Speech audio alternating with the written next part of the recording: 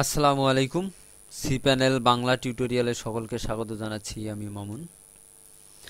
ওকে বন্ধুরা, আজকে আমরা সি প্যানেলের অনেক অনেক গুরুত্বপূর্ণ একটা বিষয় মাইএসকিউএল ডাটাবেস নিয়ে আলোচনা করব। আমরা দেখব কিভাবে আমাদের এখানে ডাটাবেস তৈরি করতে হয় এবং ইউজার তৈরি করতে হয় এবং ওই ইউজারের অধীনে ডাটাবেস অ্যাড করে দিতে হয়।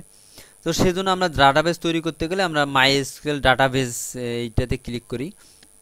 এখানে গিয়ে আমরা মাইএসকিউএল ডাটাবেস তৈরি করতে পারবো। এখানে আমাদের কিছু ডাটাবেস তৈরি করা আছে। তো আমরা এখানে ডাটাবেসে একটা নাম দেই। আমাদের নাম দিলাম টেস্ট, দিলাম টিএসটি, টেস্ট। ওকে, টেস্ট, এটা টেস্ট ক্রিয়েট করি। তাহলে আমরা ডাটাবেসটা ক্রিয়েট করি, ক্রিয়েট। তো আমাদের ডাটাবেস নেম হলো এটা। আমরা এটা কপি করে রাখি এমনিতে কোনো নোটপ্যাডে, কারণ এটা যখন পরবর্তীতে আমরা ব্যবহার করব তখন এটা আমার প্রয়োজন হবে। DB test US user password, তাহলে পরবর্তীতে আমরা তৈরি করছি।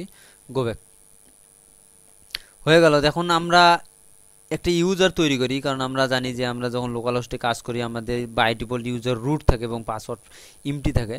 আমাদের আগে যদি তৈরি করা ইউজার থাকে, যেমন ইউজার তৈরি করা থাকে, তাহলে আমরা সেগুলোও ব্যবহার করতে পারি। আদারওয়াইজ আমরা অন্য কোনো ইউজারও ব্যবহার করতে, আমরা ইউজারের নাম যে কোনো নাম দিতে পারি, একই নাম দিতে পারি অথবা আদার্স নেমও দিতে পারি। আমরা ইউজার নেমও টেস্ট দিলাম, সমস্যা নেই। যে কোনো নাম দিতে পারি, সমস্যা নেই। আমরা পাসওয়ার্ড দিলাম, পাসওয়ার্ড জেনারেট করে একটা পাসওয়ার্ড নিয়ে এই পাসওয়ার্ডটাই নিলাম। এরকম পাসওয়ার্ড জেনারেটরে এই পাসওয়ার্ডগুলো ব্যবহার করা ভালো, কারণ এইটা অনেক সিকিউর থাকে আসলে। তো এই করলাম, এই ইউজার তৈরি হয়ে গেছে। তো ক্রিয়েট ইউজার, দেখুন ইউজার তৈরি হয়ে গেছে। তো আমরা ইউজারটা এটা কপি করে রেখে দিই।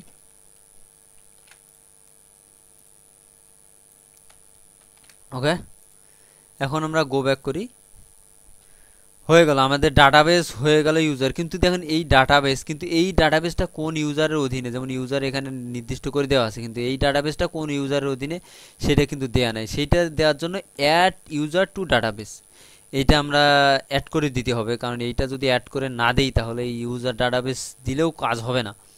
এটা অবশ্যই গুরুত্ব সহকারে কাজটি করতে হবে। টেস্ট করলাম, অ্যাড করি,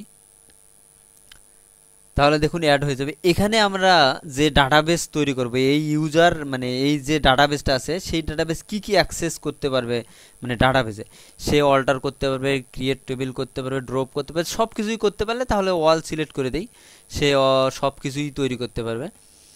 মেক চেঞ্জ করে দেই, মানে এই ইউজার দিয়ে ব্যবহার করে আমরা সব কিছুই করতে পারবো এই ডাটাবেসে। তো হয়ে গেল, দেখুন আমাদের এই যে টেস্ট নামে ডাটাবেস তৈরি হয়ে গেছে। এখন যদি আমরা আমাদের হোম পেজে চলে যাই, দেখি আমাদের এখানে ডাটাবেস তৈরি হয়ে গেছে। এখন আমরা যদি এই ডাটাবেসটাকে দেখতে চাই যে এই ডাটাবেস কোথায় আসে, আমরা সেটা পিএইচপি মাই অ্যাডমিনে ব্যবহার করতে পারি। আমরা নতুন একটা নতুন একটা ফাইল এখানে আপলোড করে দিয়ে দেখতে পারি। ওটা ডাটাবেস পিএইচপি মাই অ্যাডমিনে ক্লিক করি। ওকে, এখানে আমাদের আবার পাসওয়ার্ড দিতে বলছে, তো আমরা পাসওয়ার্ড দিয়ে লগ ইন করতে হবে। তো আমরা পাসওয়ার্ড দিয়ে লগ ইন করি। ওকে, লগ ইন হচ্ছে।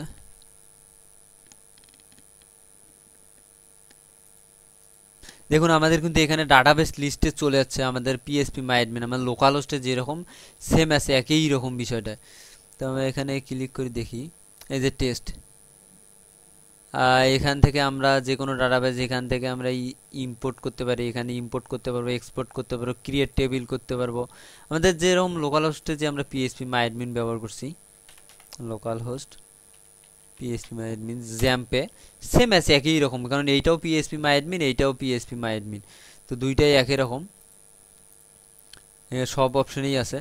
তো আমরা এইগুলো এখান থেকে যে কোনো ডাটাবেস অ্যাড করতে পারি, বা ওয়ার্ডপ্রেসের জন্য আমরা ওয়ার্ডপ্রেসের যদি ব্যাকআপ নেই লোকাল হোস্টে কাজ করে ওইটা এখানে ইনক্লুড করে দিতে পারি। তো আমরা দেখি একটা ফাইল অ্যাড করে আমরা জাস্ট একটা আমাদের আমাদের যে সাবডোমেইন আছে হেল্প, এইটাতে আমরা একটা আমাদের ডাটাবেস আছে এমন একটা প্রজেক্ট অ্যাড করে সেই ডাটাবেস এক্সিস্টিং ডাটা ইনপুট করে এবং ওখানে সাইটে ডাটাবেসটা চেঞ্জ করে দেখি কাজ কেমন করে কিনা।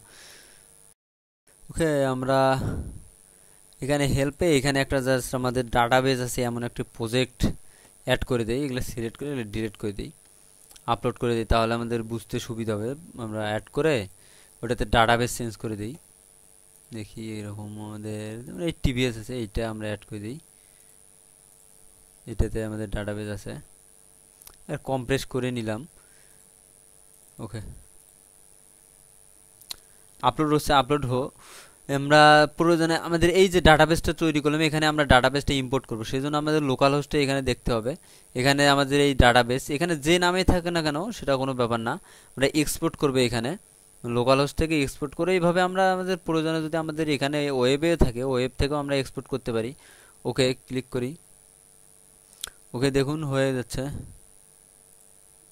ওকে টিভিএস নামে হয়ে গেছে, আমরা কন্টেইনার ফোল্ডার দেখুন আমাদের ডাউনলোডের নামে কিন্তু এই যে ডাউনলোডে এখানে কিন্তু এই যে tvs.sql নামে এটা ডাউনলোড হয়ে গেছে। এখন এইটা চাইলেই আমরা এখানে আপলোড করে দিতে পারি। এটা আমাদের হয়ে গেছে, আমরা এটা আপলোড করে দিই, এখানে ইম্পোর্ট করে দিই।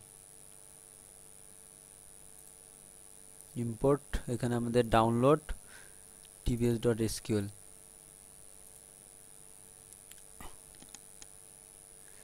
দেখুন ইম্পোর্ট হ্যাজ বিন সাকসেসফুলি। দেখুন আমাদের এখানে সম্পূর্ণ টেবিলগুলো, এখানে আমাদের যতগুলো টেবিল ছিল, ডাটা ছিল, সম্পূর্ণগুলো কিন্তু এখানে আমাদের ইনসার্ট হয়ে গেছে। দেখুন অ্যাডমিন ইনসার্ট হয়ে গেছে। তো আমাদের ডাটাবেস ইম্পোর্ট হয়ে গেল। এখন আমরা এখানে যেখানে আমাদের কোথায় এই তো আমাদের এইটাতে আমরা আপলোড করলাম, আপলোড হয়ে গেছে। রিলোড দেই। ওকে রাইট বাটনে ক্লিক করে এক্সট্রাক্ট করি।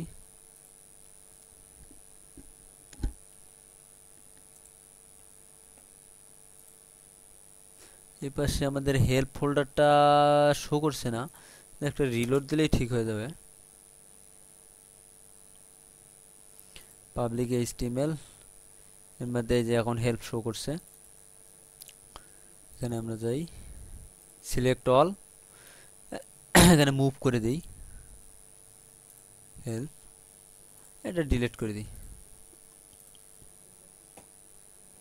ওকে এখন যদি আমরা যাই the help.senadana.com এই সাইটটাতে যাই, দেখুন unable to connect your database server using the provided setting, মানে আমাদের আনএবল হচ্ছে না, কারণ আমরা এখনও কিন্তু এটার ভিতরে যে আমাদের ডাটাবেস আছে ডাটাবেসটা এখানে চেঞ্জ করে দিইনি। কারণ এখানে আমরা যখন লোকাল হোস্টে কাজ করছি তখন আমরা লোকাল হোস্টে যে ডাটাবেস ব্যবহার করছি সেইটাই চলে আসে, আমরা এটা চেঞ্জ করে দিই। আমি কোড ইগনিটরে ব্যবহার করা আছে এটাতে, তো আমরা এখানে ডাটাবেস চেঞ্জ করে দিই। দেখুন ডাটাবেস ইউজার নেম রুট আছে, পাসওয়ার্ড কোনো কিছু নেই, MT and table name database name এইটা। তো আমরা যেইটা রাখছি এইটা আমাদের হলো ডাটাবেস নেম। আমাদের ইউজার নেমও এইটা, ইউজার নেম আলাদা রাখাই ভালো, আমরা দ্রুত করার জন্য একই নাম রাখলাম, ওটা কোনো ব্যাপার না। আপনার ইউজার নেম একরকম, ডাটাবেস একটা, ইউজার নেম অন্য একটা করে রেখে দেবেন, সমস্যা নেই। এখন যদি আমি রিলোড দিই, এটা সরি এটা আমাদের লোকাল হোস্টে, এটা আমাদের এখন যদি রিলোড দেই দেখুন, ওকে দেখুন আমাদের কিন্তু চলে যাচ্ছে। এখন যদি আমরা এখানে পাসওয়ার্ড দেই, অ্যাডমিন পাসওয়ার্ড 123, ওকে দেখুন হয়ে গেছে। কিন্তু আমাদের এখানে যদি আমরা কোনো কারণে এখানে ভুল দেই, ইউজার বা পাসওয়ার্ড একটু ভুল দেই, দেখি হয় কিনা। দেখুন আমাদের ডাটাবেস জিরো দেখাচ্ছে। কিন্তু এভাবে আমাদের লক্ষ্য রাখতে হবে যেন কোনো ইউজার নেম, পাসওয়ার্ড বা ডাটাবেস কোথাও কোনো কিছু ভুল না হয়।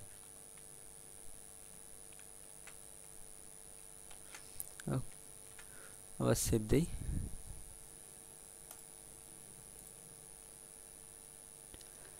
ওকে হয়ে গেল। এভাবে আমরা আমাদের লোকাল হোস্ট থেকে সাইটটাকে সর্বপ্রথম আমাদের আপলোড করে নেব, আমাদের ফাইল ডাইরেক্টরিতে, যে ডাইরেক্টরিতে আপলোড করার প্রয়োজন সেই ডাইরেক্টরিতে আপলোড করে নেব। তারপর এখানে মাইএসকিউএল উইজার্ড, মাইএসকিউএল ডাটাবেসে গিয়ে ডাটাবেস তৈরি করব।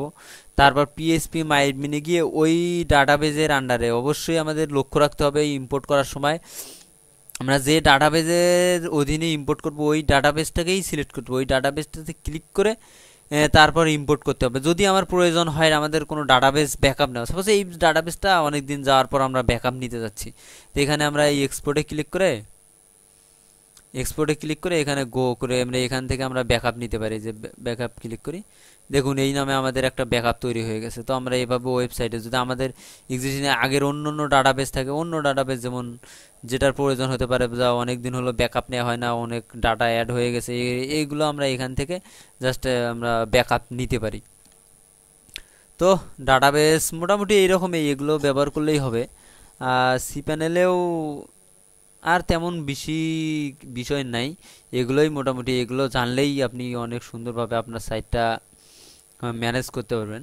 তবে এই বিষয়ে একটা আপনাকে অবশ্যই জরুরি রাখতে হবে, আপনি যখনই ফাইল আপলোড করুন না কেন, আপনাকে অনেকটাই লক্ষ্য রাখতে হবে যেন আপনি যেগুলো আপনার প্রজেক্টের ফাইল, যে ফাইল গুলোতে আপনি কাজ করছেন, আপনার প্রোগ্রাম আছে অ্যান্ড যে ইমেজগুলো নিয়ে কাজ করছেন, যাদের হচ্ছে আপনি যে ফাইলগুলো নিয়ে কাজ করছেন সেগুলোই আপলোড করবেন। হয়তোবা অনেক সময় এর সঙ্গে ভাইরাস আসতে পারে বা অন্য আনওয়ান্টেড ফাইল আসতে পারে, সেগুলো লক্ষ্য রাখবেন। আর লক্ষ্য রেখেই অ্যাড করবেন যেন কোনো ক্রমেই অন্য ফাইল অ্যাড না হয়। অ্যান্ড অ্যাড হওয়ার পর আপনি এখানে চেক করবেন, অ্যান্ড যেগুলো এক্সট্রা আছে, অতিরিক্ত যেগুলো প্রয়োজন নাই, সেগুলো ডিলিট করে দিবেন। সো cPanel মোটামুটি এরকমই আজ এই পর্যন্তই। দেখি যদি নেক্সটে আরও কোনো বিষয়ে প্রয়োজন হয় তাহলে আপনাদেরকে সেই বিষয়ে জানাবো। আর যদি কোনো সমস্যা হয় বুঝতে, আমাকে ফেসবুকে অ্যাড করতে পারেন, ফেসবুকে প্রশ্ন করতে পারেন, অথবা আমাদের ফেসবুক গ্রুপে অ্যাড করতে পারেন। আর কিছুদিনের মধ্যে আমাদের এখানে আমাদের চেনাজানা.com-এর এখানে, এখনো হয়নি অবশ্য, এখানে আজকে এখানে আপনি প্রশ্ন করতে পারবেন, প্রশ্ন করবেন এখানে। ওকে, সকলে ভালো থাকুন, সুস্থ থাকুন, ধন্যবাদ সবাইকে, আল্লাহ হাফেজ।